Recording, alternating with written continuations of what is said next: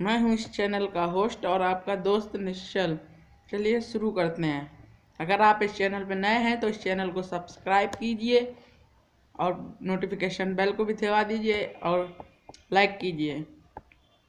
आज मैं अनबॉक्सिंग करूंगा ट्राइपॉड का, जो कि मैंने फ्लिपकार्ट से ऑर्डर किया है और मुझे ये चलो मैं इसको अनबॉक्स कर देता हूँ जल्दी से। चलिए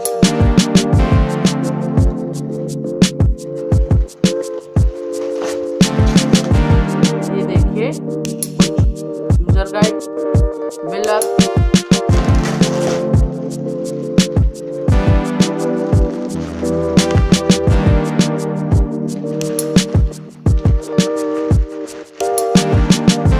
इसके बाद आती है बबल्स की लेयर। ये देखिए फ्रेंड्स, इसको भी काट देते हैं फटाक से।